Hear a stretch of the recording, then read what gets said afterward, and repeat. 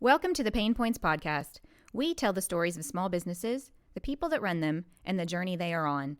Our purpose is to gather a new perspective on starting, growing, maturing, and maintaining businesses of all sizes. So grab that cup of coffee, sit back, and join us as we start the conversation.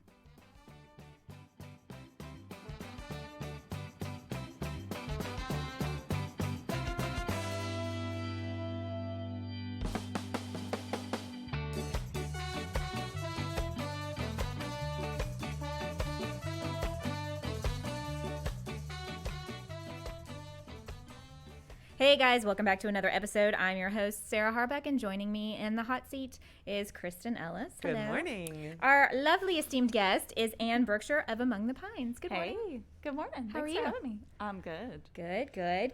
So tell us a little bit really quickly about your brand and what it does. And then we're going to get into the juicy details about you. Yeah. So Among the Pines kind of morphed into, over the past couple of years, a guide to the best of East Texas. And it sort of came out of just my love for small businesses and wanting to support local people, and also being a photographer for a long time. I wanted to really raise the bar for visual aesthetics in East Texas. Because I think we have so much to offer, and it just needs to be presented in the right way to get people to come and see everything that we have. Very nice. So. Yeah. I thought, what better to have on a small business podcast is someone who goes around to all the small businesses in the area. And has sampled wares and drinks and food from all over the area. So what a fun job. I know. So you grew up here in Texas.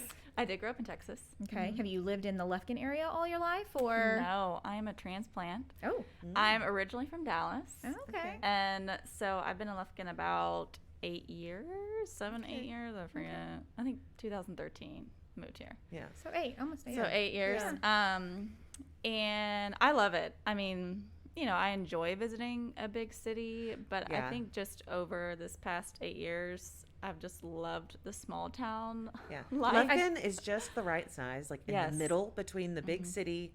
It's big enough that you can kind of have some anonymity and like go to Walmart with no makeup on. You might not see anybody, but at the same time you get that small town feel and community and Exactly. And everything in East Texas is so close, so it's like you can travel to 3 different cities in a weekend and do something fun and different. So was it a culture shock coming from Dallas to this area, or was it not really that big of a deal? I think it's still a culture shock sometimes, to be honest.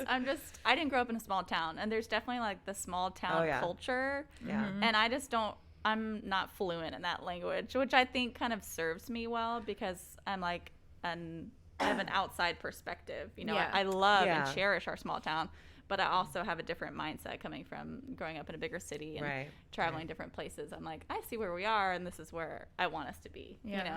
Did you always want to be like a photographer and all that, or was that just something that sort of came up as you had children and it was like a, hey, I can work from home business? That's a good question. So when I graduated from college, I went to the University of Georgia. Oh, graduated nice. 2009. Loved it. Athens is an amazing place. I love Athens, actually. Been there several times. Yeah. It's like everything that's amazing about Austin and like a smaller package. Yes. And without the horrible traffic. It's exactly like East Texas, basically. Yeah. It is literally the entire drive from here to Athens was like, did we ever leave Texas? Did we? Because it looks exactly the same. I know. I-20, like all the way. Yep. So after I graduated college, my parents gave me a nice DSLR, and I just kind of traveled and different things, and just started. I mean, I was terrible when I first started out. Like terrible. Everybody is terrible. Everybody is. Yeah. And, people were like, oh, you're kind of good at that. Can you start doing this for free and this.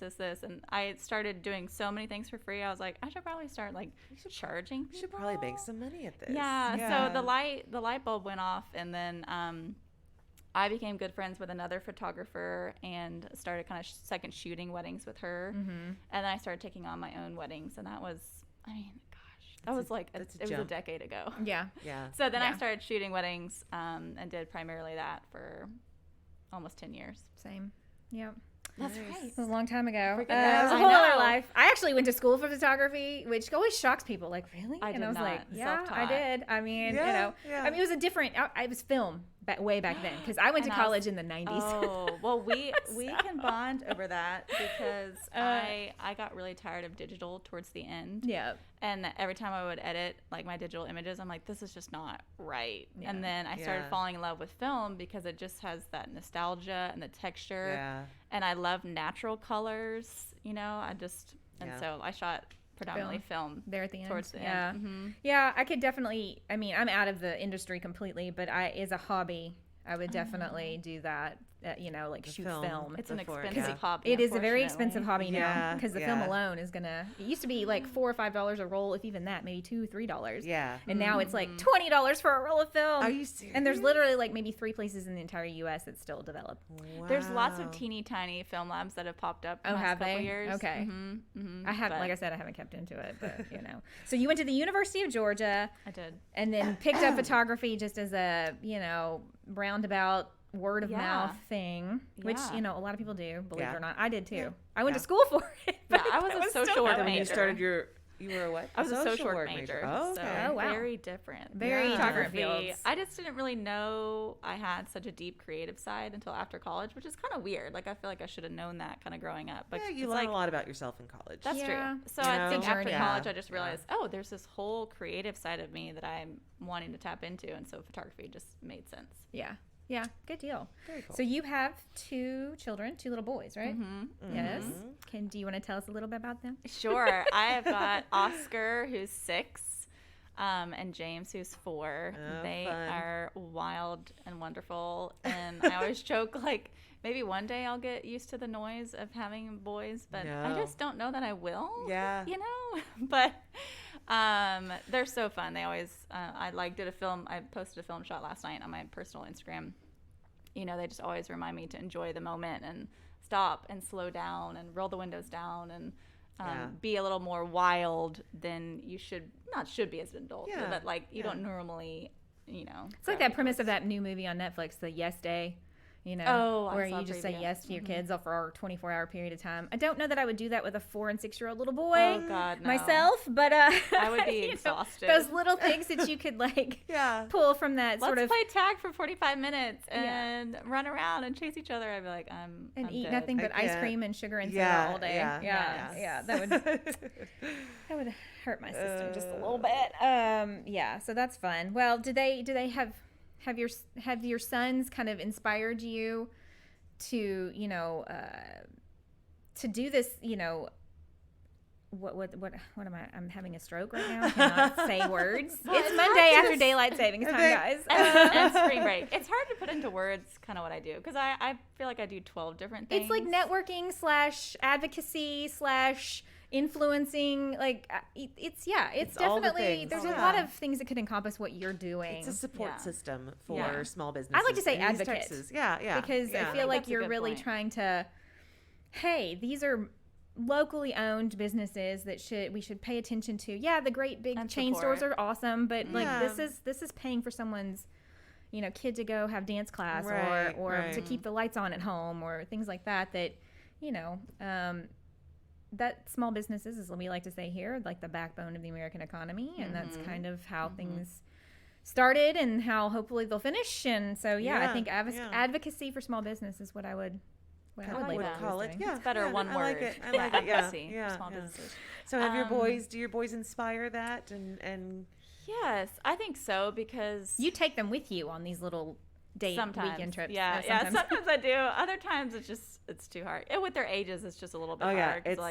We're a little wild. We're a little rambunctious. I'm like, I don't want you to break anyone's small business. Spend a couple hours in the car and then take them into a china shop. It's not a good idea. Yeah. So sometimes I do. Sometimes I don't. But they do inspire me. Especially just getting involved with different things in Lufkin. It's like I want to create a better future for them. I feel like most of the time kids who grow up in East Texas, I've heard they go away. They get out when they grow up. Yeah. And I think that's part of wanting to explore and break ties with your family and be your own person. But I think part of it is just we don't have the kind of things that attract people here yet. I think we're slowly building, but we you know, we lack so much more public art and, you know, diversification in businesses, like more diversity and inclusion. Like we just have so many things we need to start integrating to really keep pace with bigger cities. Yeah. And I think we can do that, but it takes hard work. To bring people back home. Like, yes, go and explore, but know that you have this to come back to. Should you choose. Choose to. So that's why they motivate me for that, because I'm just like, I want to create a space here where not just my kids, but other people's kids would want to come back to get to experience it. If you can't afford a trip to New York City, hey, go down to this museum and you'll see some really great works of art. Or, you know, go to this natural history museum in so-and-so. You know, those kinds of things, because not everybody can afford to get on a plane and go to a major city. Right. It's expensive to stay. It's expensive to fly your family there. It's, you know, things like that. So it brings a little bit of those pieces of the world right here in our backyard. A little bit of culture to our small town.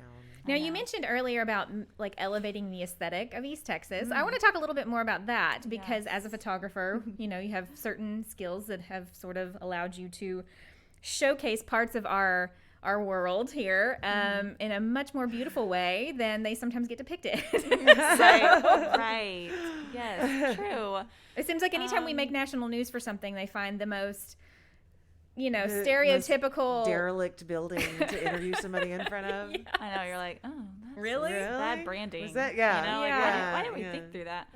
I think because of shooting weddings for 10 years, I am like a crazy person about images and white balance and, you know, content in general. And so when I first moved here, I was really busy because I was traveling all the time. I didn't shoot locally a lot. And then when I started slowing down, when I had kids, I was like looking around at kind of like local places and local publications and different things. And I was like, you know, like the imagery quality isn't quite there. Yeah. And I always try to say it sensitively, because I don't want to offend anyone. No, but you're right. I mean, I feel like they've definitely done a really good job of that, especially the local publications, of sort of like, oh, hey, this is important, the way you shoot something. Yes, exactly. I feel like people, especially since I've been here, I feel like people have like really started to like step up their game. But then I kind of started noticing like there's no one representing East Texas really in general or really well. So, you know, because I feel like there's the kind of gap between like the past and the current. So there's like the older publications that have been around forever and they kind of have their vibe and their style, but really paper publications are slowly dying out because of the digital age and social media. So, excuse me. Yeah, I could say a lot about that, but yeah, it's just my goal. I was like, okay, well, I can show people how to do that. Yeah. So, I either it's images I've taken myself, or I curate images from people's feeds that I feel like are clean, their white balance is good, they're in focus, you know, like it's interesting content. So I'll either curate from other people, and I always get their permission. Like I don't steal images. I'm always like, hey, can I feature this image? And so, yeah. I feel like it's probably maybe in the last 5 years, not that you necessarily invented the East Texas hashtag for Instagram, but I feel like ever since you started doing that, I see it a lot more. In fact, it's a hashtag I follow on Instagram. Me too. Yeah. Just because it's, I feel like a lot more people are hashtagging their stuff in this area. Like, hey, look what we're doing here. Look, this is cool. Or look at this beautiful piece of scenery. Because it is a really beautiful part of the country. It is a beautiful place. And I feel like it gets very, very pigeonholed into this one particular, it's just this, you know? And so, you know, pictures can say 1,000 words, you know? And so I feel like, you know, it was a natural progression for you to be like, I'm a photographer, but then I see that we're not represented well photographically. So let's do that, you know? Where we're situated is really, you know, from Dallas or Houston or a lot of the larger cities where, you know, it's a little country getaway. Yeah, that's still got that far. You know, 3 hours from Dallas, 2 hours from Houston. It's not an easy that far. We've still got some very, you know, you're showing us that we still have some interesting things to do. You get away. It's not terribly expensive. I know. You know, like, it's a great place for people. It's a great middle ground. Yeah. What is some of the your favorite places that you've been recently? Oh gosh, it's hard. You have to narrow it down. I know. 3. I'm going to make it really difficult for you. I'll just say recent, because I don't recent. want to pick favorites. I'll just go with recent. So these are only places I've been recently. They're not my favorites. Disclaimer. Yeah, disclaimer. Because I love everyone. I want to represent everyone well in East Texas. And it takes me a while, especially because of COVID. COVID changed everything. Yes. It's been hard and we can talk about that later. But recently, I have been to Relax Lab in Tyler, which is magical. Yeah. It's a magical place. What do they do there? They have like massages. You can go online and look at like all their services. I'm going to butcher their services, but they have this thing called a float. And you literally I've heard of those. Oh, it's amazing. So I've got to go. We've got to go. Yes, exactly. You can either be in an open place or you can be in this kind of giant egg thing. This sounds so weird until you experience it. But they invited me to try it out and do it and feature it. And I was like, this is going to be super weird. Like, am I going to feel like I'm like drowning? Am I claustrophobic? But they put like tons and tons of like Epsom salt in there. So like you're buoyant. The Dead Sea sort of like it carries you. And it's like a sensory deprivation thing you like go to another place. It's like one of those deep, just like meditative things that like meditation. You just can't really describe. Yeah. So that's been really restorative. I've been back. Yeah. I paid to go back because I was like, oh, y'all, that was needed. I'm gonna try that. Okay. I'm in Tyler every Wednesday. Yeah, there Might you go. have to go check that out. Yeah, get a massage and do a float. And they give you hot tea afterwards. They're just like really good branding, and they carry the experience all the way through. So I love to brag on them because I know they've worked really hard to make those things like a full experience. So like I'm really proud of what they do. And then I go to Ritual all the time because my friend Whitney, who owns Ritual in Jacksonville, it's a restaurant. She has a hotel, and she's working on opening a bar next door to her little luncheonette. Nice. She's actually one of my small business and marketing clients and now friend. And so I go there up there all the time. She's got a sauna in her hotel, so I'll go like work for a little bit, and then I'll do the sauna. Nice. And then I'll get like a really amazing lunch at her. So I'm seeing a theme here of self-care. Yes.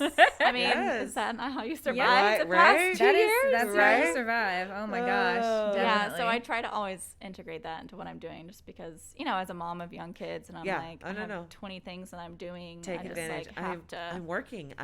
Well, you have to tell the people about the experiences that they can come and have. So you have to experience it yourself. Yeah, exactly. It's just a perk that you get to spend an hour in the silence. And then I can talk about it, too. Yeah. I know. Yeah. And I can really talk about it and talk about the experience. And then people are like, oh, I need to do that. I want to book that, because they saw my words, my experience. Right.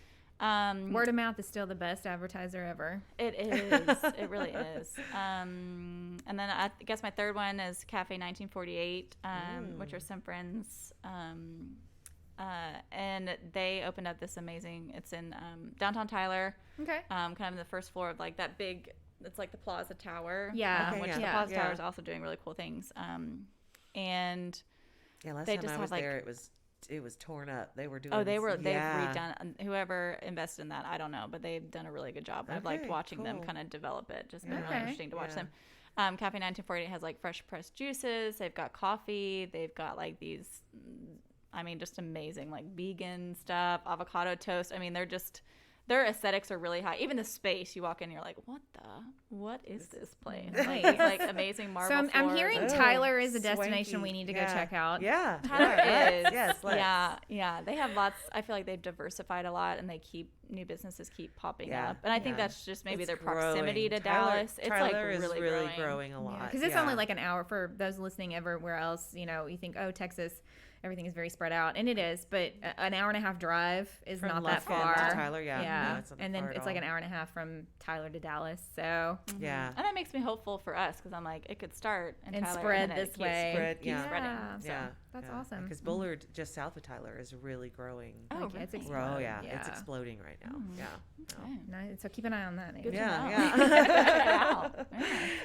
Switching gears just slightly, because we've been talking about self-care and all that. What things do you do? Are there any habits that you have that kind of set you up for success or positivity on a daily basis? Like, do you start your day a certain way, or do you go about your day a certain way, or do you have zero plan and it's just a wing it? I just laugh at how I start my day.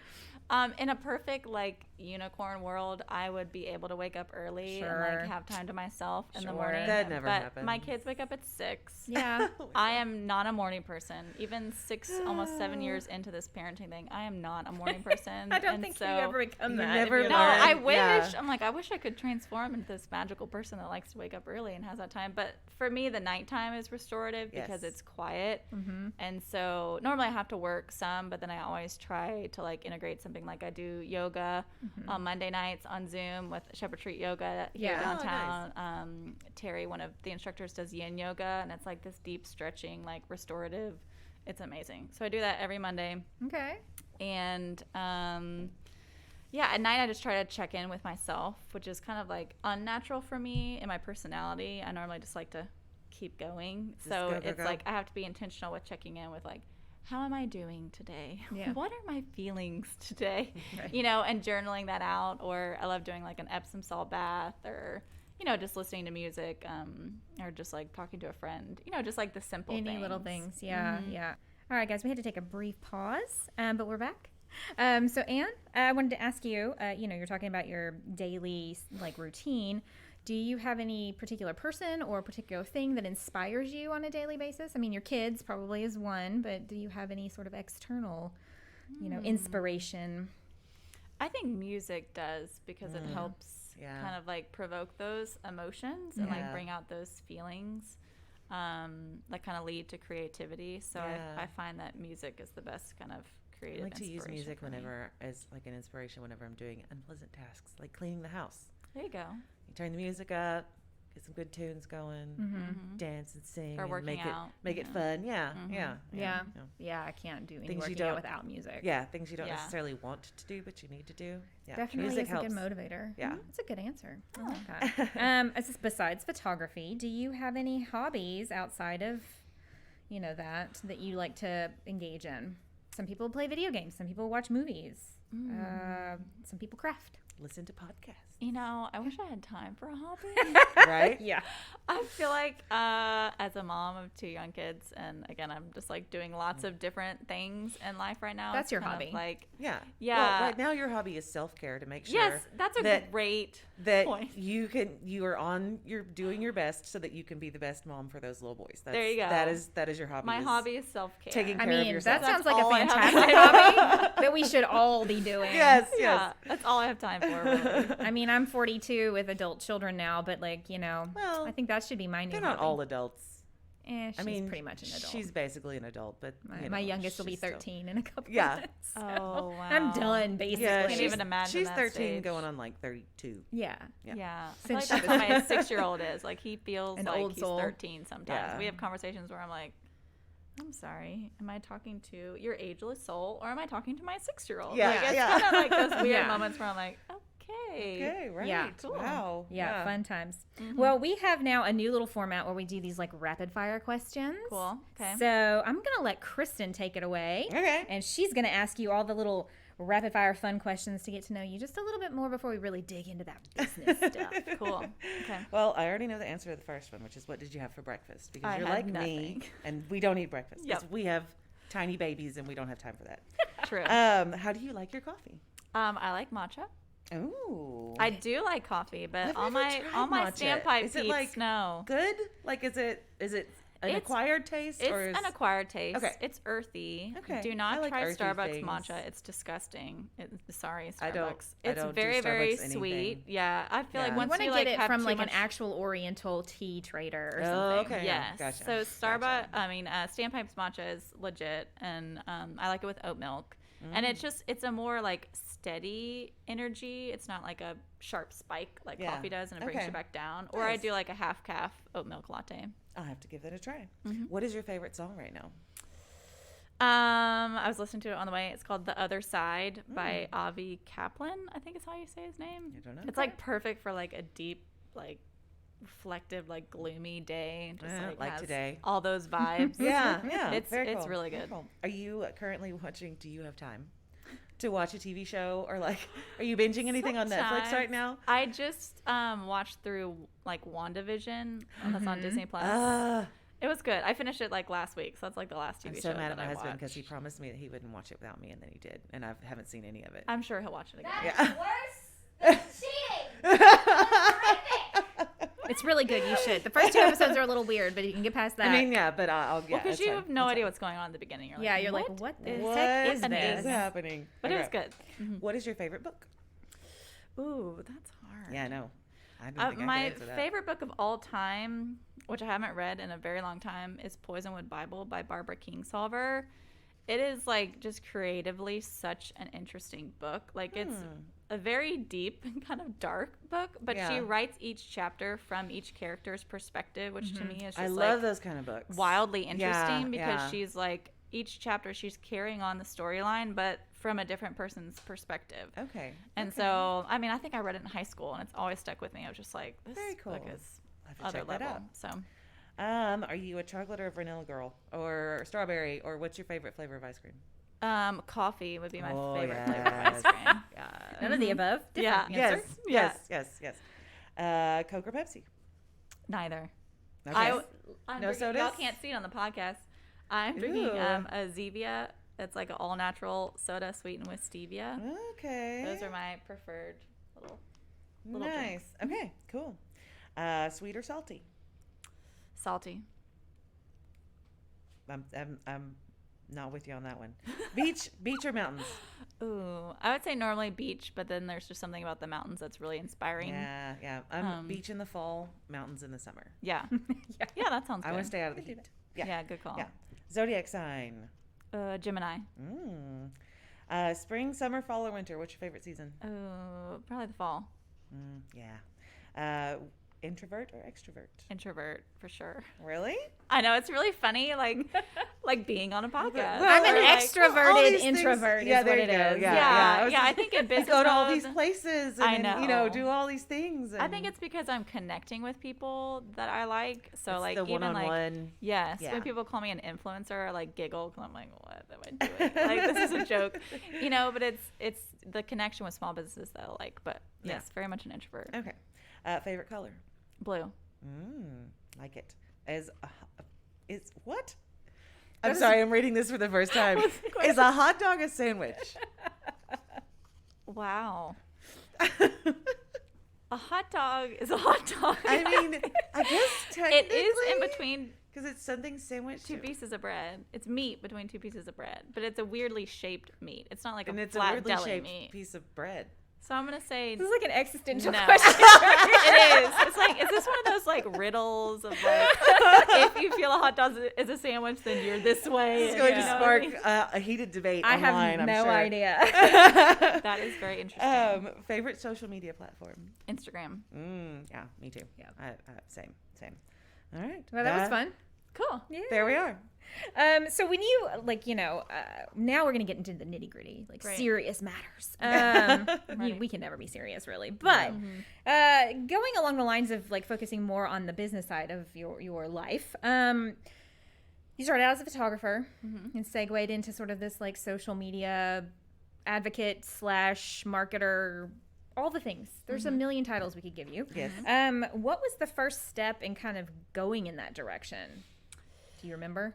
It's kind of what we talked about earlier. It was like I saw that there was a gap in representing East Texas well, and so I just kind of threw it out there. Like I think it was 2018 I started the Instagram account, and I was just like a guide to the best of East Texas, and like threw a couple of my images on there, and then like literally it just exploded. So it was like it was clearly something that was people a need. There wanted, really was a gap. Yeah. and I just happened to do it at the right time. Right. Being I in the love right that. place at the right time. Yeah, I love that. So many of our small businesses, especially the people that we talk to who enjoy what they do and are successful with it, is that's it. They saw a need, and so they went about filling that need, and it just is its own thing. So the businesses It contact turns you out now great. more than you contacting them, or is it both? It's kind of both, because sometimes, with COVID, it's like I can't travel a ton. I'm very selective about that. And I'm also very selective about like the image quality. So, you know, sometimes I'll score through and then I'll save a bunch of images of like different things I like. And I try to diversify because there's certain businesses that have like slamming images every time. I'm like, I can't feature that person every single time. Yeah. You know, so until I can go visit the place and like provide them with images. Some of your own images. Yeah. So kind of, walk us through what that looks like, because if you go and visit a place, you're obviously going to want to take some pictures. Yeah. Do you provide those pictures back to the establishment, or how does that whole process work for you? It depends. Like, if sometimes I just take my iPhone. I'm like, I don't want to lug around like my heavy camera gear all the time, and so I just want to be free to experience. And sometimes I will take like my digital camera, and I probably won't take a ton with my digital camera, just because I have all these other projects I'm editing and different things. But I'll normally give people like 5 to 10 images that they can use, because it's just good to you know, have a higher quality image of your place. Or some people just don't yet know how to represent themselves, or they don't have the time, because running social media is like a full-time job. I know. Yeah. Well, and it's always really nice to see your place of business, or yourself, or what your product, whatever you're taking a photo of, from a different perspective, and so that might help them out. You know, here's a little give and take there. Yeah, and people are so visual. I'm like, if you have a restaurant and I can't visualize it on your feed, like I'm not intrigued to go there. Like, I want to see your space, you know, especially now post COVID. I'm like, even before, I feel like the younger generation / us were like, I want to look at it on Google Maps or like on your Instagram and be like, oh yeah, I do like that place. That looks It's difficult cool. for me to try somewhere new if I can't see if they don't have a website.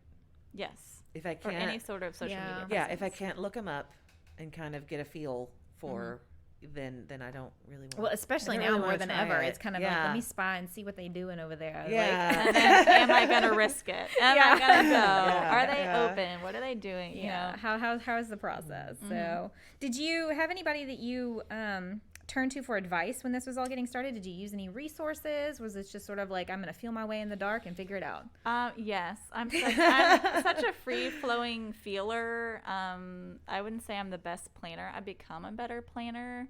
But, you know, we were talking about self-care earlier. It's like I kind of do what feels right in the moment. Yeah. And so I feel like that's how my business has progressed. I kind of like had a passion and I just like did it. You know, it wasn't like I made this 10-year business plan. Like, now I'm gonna like design and plan out a book, and then I'm gonna like self-publish it, and then I'm gonna do ETX market. You know, like it's just kind of like, oh, that's a cool idea, and I think I want to. You just add it on as it's kind of come to you. It just kind of evolves over time, and people's response to that, like, oh, I really want to see that the volume 1, or ETX market, and I'm like, okay, cool, people really want that, so it's something that's worth me investing that will in. will be successful. Let's let's get into that just a minute, because you have 2 books that you have published, kind of coffee table books of local East Texas businesses, and then you have established basically this thing called the East Texas Market that happens here in Lufkin in the springtime. It's in April. I'm about to do it. It was only like one time in the spring, and then I had to move it last year because of COVID to the fall. And then I did a poll like, do you want it twice a year? People were like overwhelmingly yes. So this is the first year I'm doing fall and spring. Okay. Cool. So tell us a little bit about first the books, because you know, what made you decide I'm just going to make some coffee table books? I know. What did make me decide to do that? What did make me decide to do that? I don't know. I think it goes back to my love for film, of just something that's tangible and lasting. Yeah. Like, social media isn't tangible or lasting. Like, it's very momentary and then it's over. And so I was like, I want something that more permanent, and that people can experience or give as gifts. And it can also be a way to show like local pride. Like, I have, you know, like local businesses have my volumes feature out. Like, they would be their perfect place. for like if anybody had like an Airbnb. Yeah, and so we need to get some copies for Andrew to put in the tiny houses. Right. You know, I'll text him about to leave on the coffee table. Yeah. So different Airbnbs have them out so that you can like look and see what there is. Yeah. Because you do have a guide inside them. Like, hey, in this town, these are some of the great locally owned places to eat or to go get some drinks from. Or that's true. Yes, so that's a great resource for Airbnbs in the area. I'm surprised that nobody's thought of that yet. I need to explore that avenue more. Thank you for that. You're welcome. There you go. We do what we can. So, and they're really kinfolky, like in terms of they're just like lots of white space and very image heavy. And I shot everything myself. If I didn't, I credited someone else's image where it's like, I love that image and need to use that. And then I just love getting to know like the business owner or the artist or whoever, and then writing their story and then letting people read that story. How long did that process take to do each book? I think both of them took like 6 to 8 months. Wow. So you worked on it for that duration, getting the photos and the stories. And I would have loved to have done one this year, but COVID just happened. Yeah. COVID happened. Yes. So. It just sort of put a pause for everybody. COVID happens to everyone. I know. So I'm like, it'll happen at some point. Did you self-publish or? I did. So I printed everything through 2 different companies that I knew just from photography world. So I did my soft covers with one company and then my hard covers with another company. Yeah. Because to me, it's all about the image quality and like the texture of the pages. Yeah, it's not like a novel where it doesn't really matter. Right. This is you want the images to really pop. It's like a piece of art. I mean, it is a collection of art. Yes. So you really want it to. It is like an art book done right. almost. Yeah. I mean, I've looked through it, both of them, and it's that aesthetic really is my thing. I like white space. I know. And just pictures. 'Cause otherwise, it's too busy. Yeah. Like it's overwhelming. Too much. To the eye, I've known people. It's just like if there's a little space, I'm gonna slap something in it, and it's like, please don't. Mm-mm. Yeah. You can't appreciate. Less is more, and well intentioned. Thank you. Better. Yes. I mean, very true. Wow. Yeah. So there's that, and then you have the market. So I'm guessing that's just putting a lot of vendors together and creating these spaces in downtown areas to like, hey, here's shopping and local food and all of that jazz. And so you're the person who spearheads all that. Yes. God help me. Just me. Because you just you needed one more thing to be. I know. Right. Yeah. It's intense, but it's really fun. This year it's challenging because I can only have a certain number of vendors because I'm still social distancing between each booth. Right. So it's really hard. But it is an outdoor event. It is an outdoor event, and it was like extremely well populated in the fall, and like people wore their masks and socially distanced, and I had everyone bring hand sanitizer and just, all those things. Got the City of Lufkin's approval, all the things. Good. So yeah, I just had the idea one day, and I was like, well, it'll be really fun to like showcase the best of East Texas in the way that people could, again, tangibly experience. So I guess it's just another tangible experience. Like, the book is something you can give or have it on shelves or have an Airbnb, you can start to get to know local businesses. And then the market is another way to do that. Like you're having a touch point with a local business and you're buying something from them that you want and enjoy. And then it creates, repeat customers. Well, or they're word like, of I mouth. love seeing that person. It may be difficult for one person to go to 15 different stores. It may take years for them to get to all those different places. And all over East Texas. Yeah. And that's what I love about it. They're all over. And then we can come to this one place. And then you get to go to that one place. And then that's, we were talking about word of mouth earlier.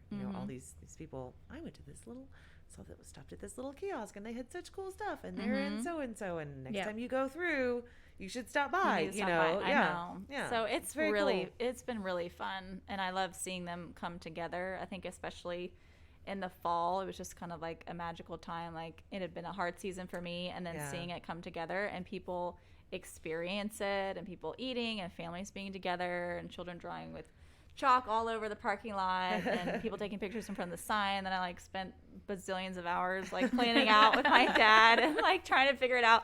It's just like it's that moment of just like, I did this, I accomplished this. That's really and cool. like the goal is being realized. Like small businesses and artists are being supported and people interacting with them and enjoying being here. And so they're really fun. Very cool.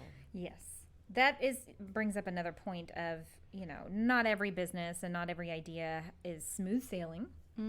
So, I'm sure that there have been obstacles or hurdles to overcome, challenges, things like that. What have those been for you, and how have you kind of managed to keep going you know, COVID, we've mentioned, has been a big problem for, Yeah. and so besides the obvious issue. That goes without saying. We'll just put that aside. That's all. I think everybody can say 2020 was like a, you know. Yeah, for sure. COVID was interesting. I think I am in that time of reimagining, like, what it's going to be. What is the new normal going to be now that this is our existence? And it's still not yet there for us to really figure that out, I feel like. I'm ready for it, but, you know, I don't have control over the universe. So I'm trying to be patient in that. But we need like a Thanos snap to just get this thing over with, you know? In a good way. Move on. In a good way. An Iron Man snap. There you go. There you go. Not Thanos. Nerding out for a little bit. We're all a bunch of geeks. Yes, I do love those movies. I think sometimes, like, you know, people say imitation is the best form of flattery, but I think over the past few years, there's been some accounts that have kind of popped out and, like, you know, use same terminology or like literally copy my images, website or different things and like just kind of post right after I would post. And, you know, I used to get really irritated by that, but I'm just like, I've gotten to a place where I'm like, I'm just gonna do me. Yeah, that's the only thing that I have control over. I don't have control over what someone else chooses to do with their life. I have control over what I do. Your reaction to those things that and happen. is it gonna make me really irritated and ruin my day, or can I just be like, you know what, I'm gonna focus on the positive thing of, here's another person representing East Texas. And you know, I work really hard to do it and like well and like have the high image quality. So I feel like over time, like, quality, you know, wins out over a brief moment of capitalizing on, you know, someone else's hard work. I think that's a challenge for a lot of small business owners, because you have this great idea, or you know, you've come at something from a different perspective, and it's like, this, you know, aha moment for a lot of people, and then you see everybody else all of a sudden jump on the bandwagon and do it. And I'm kind of like you know, everybody told me, well, just consider it, you know, a compliment, and I'm just like, I don't though, like, you know, and then having to switch my perspective on it, go, well, yeah, maybe I'm not going to always get the credit, but it is putting a spotlight on something that needs to be spotlighted. And what's my motivation? It can't be about my ego all the time. Yeah, is my motivation my ego? Is my motivation supporting small businesses? Well, you got to keep an eye on those accounts, though, because if they start getting big enough and a lot of followers, you may want to reach out to them and be like, hey, let's work together. Let's collaborate. Yeah.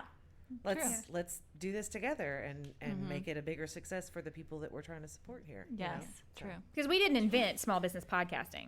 No. But we did definitely, you know, really focus it on the area. Now, we've pulled people from all over the continent, you know, you know, when we saw other ones kind of locally popping up, it was like, okay. And then you have to go, well, and it's COVID. It's all good for everybody. This is our mission. Yeah. So podcasting makes a lot of sense in COVID times. Yes, it really does. Sit in a room by yourself and just talk on a microphone. And, and for some reason, people listen. And some people love podcasts, you know? Yeah. So what's a really fun memory that you have that just whenever there are those challenging times that come up that you kind of go, this is why I do what I do because of, you know, do you have a story to share with us? I think I get new ones all the time. Sure. Because it's kind of like, you know, we talked about ETX market of just like that moment of realizing something I worked really hard for and then watching it all unfold. Yeah. And then like just hearing the response from small business people and even downtown Lufkin people. I mean, I feel like the fall event, I was like, okay, there's lots of people downtown Lufkin. Yeah. And that doesn't happen many times a year, I feel like. You know, for our big events, sure. But this is kind of a one-off fall weekend, and there was tons of people, and people came from all over. Someone came from Arkansas to the fall one. I was like, wow. What? Okay, hello, nice to meet you. Like a vendor? Like, no, like a person. Oh. Like a shopper came, and I was like, "What in the world? Why did you do that?" Weekend trip. I'm so happy. They really needed to stayed travel, somewhere. Get out. Or there was like a couple from Austin, and they stayed at my friend's hotel, Ritual, and they just like saw the post about ETX Market, so decided to drive over to Lufkin, which is only an hour away from Jacksonville. Yeah. So I think it's always for me the positive feedback I get from small business owners that are like, you know, ETX Market was so successful for us. Like, thank you so much for putting this on, you know, or like, hey, like lots of people came in today because they saw, you know, your post on your feed yesterday. Like, thank you so much. You know, it's like those tangible items where like the small business or artist or whoever like comes back and thanks me. Like, thank you for this because this brought me business. You see that it's working, that your hard work is paying off for these people that you're trying to support. Yeah, because none of these people are millionaires. Yeah. No, there's no Jeff Bezos here. Like we're all just doing our thing, trying to like enhance the community, but also provide for our families. And so when you have these people kind of coming together as a community and supporting your business, that's always like, because when we started Standpipe, that was, the coffee shops were kind of a sure thing, but not really, because it was definitely. But downtown wasn't a sure thing yet. I mean, downtown, it was literally like the first thing downtown. I think there were there was one other business, and that was like it, It was risky. So it's it was kind of a risk in terms of a location, but we also had this vision because we worked with Mark Hicks at the time, and we're like, let's bring life back to downtown, and this is a way to do that, create a spot, and so we started.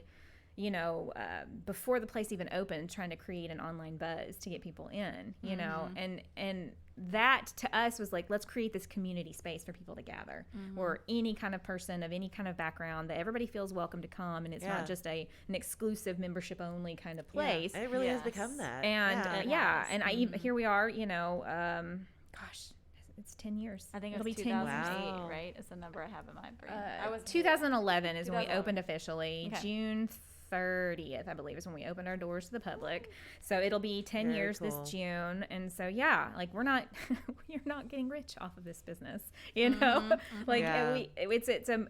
almost a community project in a way, and we have, it's been a rough couple of years, the COVID really changed some things, and we were very conscious about being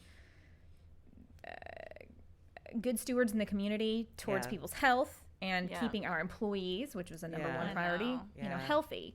So, and we've taken a bit of a beating in some ways because of people's ideologies. But in the end, hey, I'm doing the right thing here. I'm keeping my staff protected. I'm keeping the community protected. And even if things aren't as busy as they used to be, it's still a place that brings hope and a little bit of normalcy. Normalcy. I can walk in and get my coffee, and then I can go sit on the porch. And very soon the lobby will be open. We're trying to get our staff vaccinated, and then it'll be full steam ahead. That will be so nice. So I think people just want some normal after the last couple of years, or last 18 months or whatever it's been. It feels like it's just been like a lifetime. Feels like a train wreck the last 5, 6, 7 years. I don't know. I feel like I'm in recovery mode from that. For sure. What has all this taught you about yourself? Because any kind of business, especially when you're a small business owner or a small business advocate or all the labels we could put, I know running a business has taught me, and I've been a part of multiple businesses over the last decade. Like each little one has brought something to the table that's taught me something new. So you've had a business where you've had multiple facets to it. What does that do for you personally? I think over the past, especially 2 years, I've learned I can do a lot more than I thought I could do. And the limits that I had set on myself previously they fall really short of where I can go. And so, when I throw out these big lofty ideas, it's sort of a challenge for myself. Like, can I create a book? Can I design it and shoot it and write it and publish it myself? Can I create a successful market where I don't know, hundreds of people, I don't know, maybe 1,000 people, who knows, came. So I feel like I'm consistently learning that. There's challenges that come up in life all the time. And so you can respond, I always, when I talk to people, I feel like you can respond to the challenge of COVID in 2 ways. You either let COVID break you and you become consumed by fear and anxiety and you develop lots of unhealthy coping strategies, or you let COVID break you and then you rebuild and you prioritize self-care and you focus on the good things that are happening. And so I feel like that's something, an opportunity to learn something new. And just make the most of it, rather than dwelling on the negative, trying to dwell on the positive. So going back to that, you can't control your situation, or what's happening, but you can control your reaction to it. I know that this has been a scary time for a lot of small business owners because it has been, so hit or miss, or a year ago we were shutting down, the country, the state, and that, that lasted for a month. And some people qualified for those loans and some people didn't. And we know quite a few businesses have gone under because of things like that. And so it's it's real hard to not want to live in that place, but at the same time, we've had lots of people in that chair that said, you know, you have to learn to pivot. Yeah. You know, okay, this isn't going to work the way we were doing things. So we gotta figure it out in the next week or two how to make it happen, you know? And I feel like it's really, this entire last year has really kind of been for everybody let's figure out how to do it differently. Yeah. Not necessarily better. It's just a different way of living because we now all have to live a different way. Yes. So we got to run our businesses differently. And yeah, I think that's a good lesson to learn. Because, you know, I think that we've all kind of been in that boat. You know, like, how do you... kind of been forced into it, but it's not a bad thing. It's not a bad lesson to have. It's really not. Like it's not a bad skill to be under your belt there. Yeah, you know? It's like DoorDash, I think, for restaurants is just like, okay, get on DoorDash, like do curbside, like do to go, do call-ins. And before COVID, that wasn't almost a thing around here at all. Like, no, you could not get delivery for DoorDash. No. I know. I was like, DoorDash is here. Oh my gosh. Wow. Honestly, and I live out in Hudson, so I was like, DoorDash can come out to Hudson. This is like, this is a new day. Right? It is a new day. I don't know. Even when COVID's over, I don't know that I'll ever go back to a grocery store. I've gotten so spoiled with I do love pickup with Instacart. No, they bring it to my house. Yeah. I don't have to put babies in car seats and do all the things.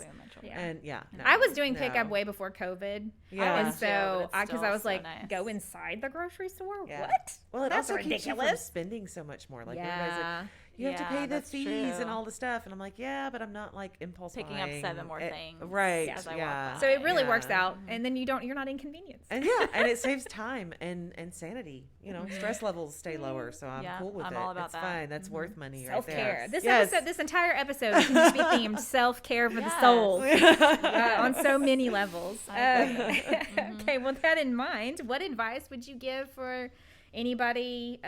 You know, what are things that you've heard from all these local business owners that have been like good advice to impart to others who are either just getting started or struggling? Ooh, I feel like that's like a 2-part answer. I mean, that's fine. I feel like starting out a business right now is pretty interesting. Yeah. I don't really know how to answer that question in terms of like COVID times, but I do feel like, you know, going on our theme of self-care, it's like, I feel like, you know, we've sort of been faced with like the finality of the human condition, which sounds like very like existentialist, but it's kind of like there's been death, quote unquote, on our doorstep at all times. Yeah.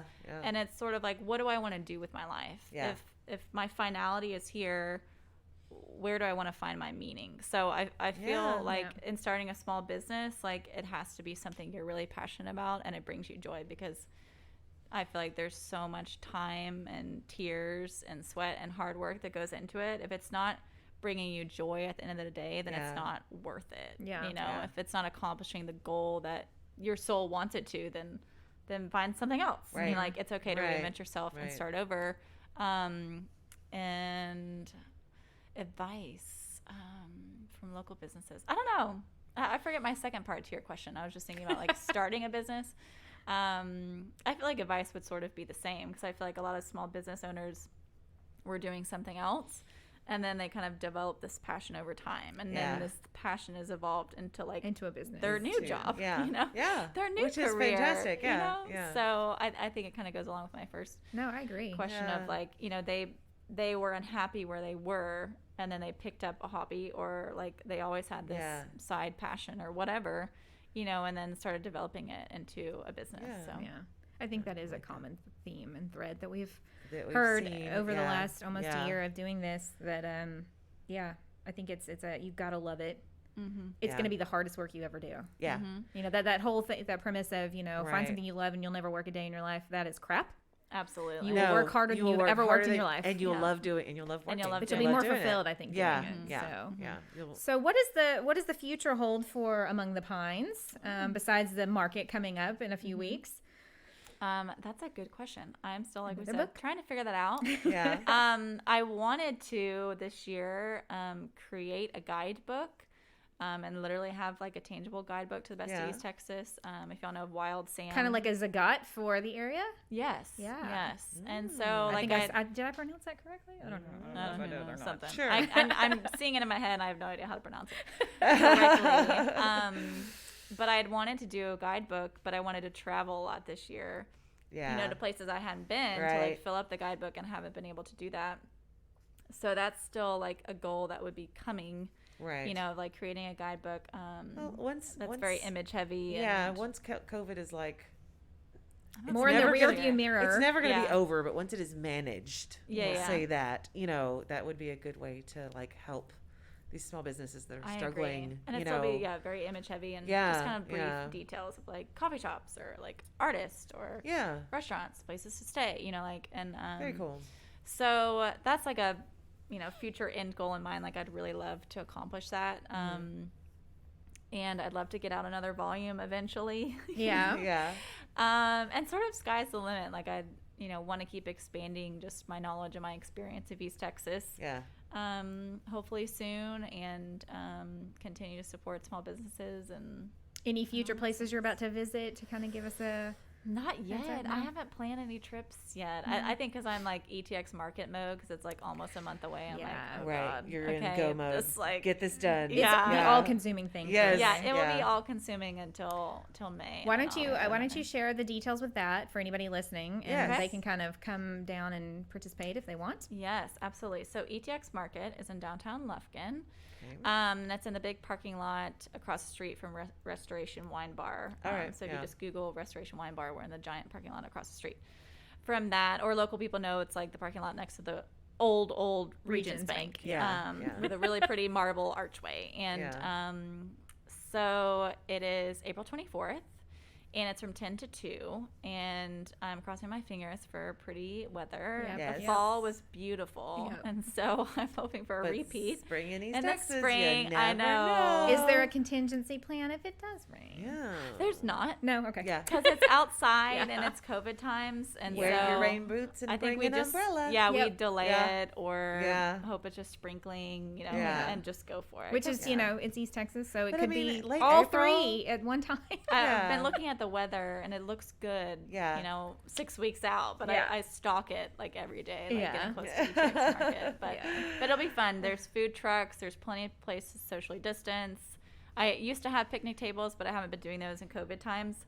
So I just have like a huge bucket of chalk, and you can bring your own blanket, and you know, and then you can walk around downtown and shop, or you know, eat at Restoration, or you know, grab something in Standpipe, or eat at Angelina Barinko. So cool, awesome. Tell everybody where they can find you on the interwebs. Ooh, okay. I have lots of different accounts. I'm Among the Pines, Texas, on Instagram, and I'm also ETX Market on Instagram, and I'm also Ann Brookshire on Instagram.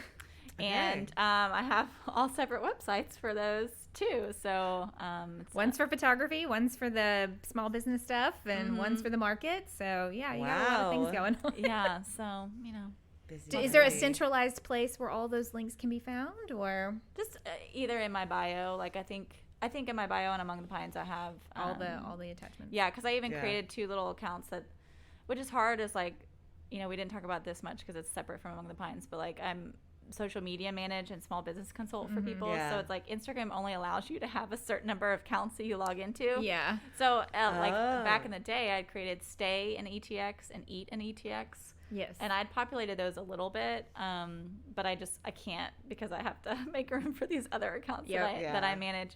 But in my account Among the Pines, it has a link to ETX Market and Stay in ETX and Eat in ETX, which I hope to eventually populate again. But good deal. You don't have anything else on your plate. I know, right? And then you have a website, Among the Pines. Yes. Yeah, it's just amongthepines.com. Yeah. And then you can find all kinds of information there and buy your book. Buy the and some other products that you have on your website that are very East Texas sweatshirts. Based. So T-shirts, all good deal. Mm-hmm. Well, Ann, thanks for stopping by today and kind of sharing your experience dealing with all the local small businesses that we some of them we've talked to and some of them we haven't. I'm going to have to make a list of some of the people you've mentioned to kind of reach out to. Scroll through the feed and save. Yeah, there you go. Definitely. That's what I like to do. Definitely. All right. Well, thanks so much for joining us, guys. We hope you enjoyed this episode. And if you have any questions, message us on social media, and we'll catch you guys next time. Have a good one. Do you have a story to tell? We want to hear it. If you'd like to be a guest on our podcast and share your story, contact us on our website at PaynePoints.com or any of the social media linked on our website. Be sure to subscribe and follow us on either Spotify, Apple Podcasts, or YouTube. We'd appreciate a review, a like, or a comment to let us know what you think. You can find all of our podcasts linked on our website under the podcast tab. Once again, thanks for joining us, and we want to wish everybody a wonderful day.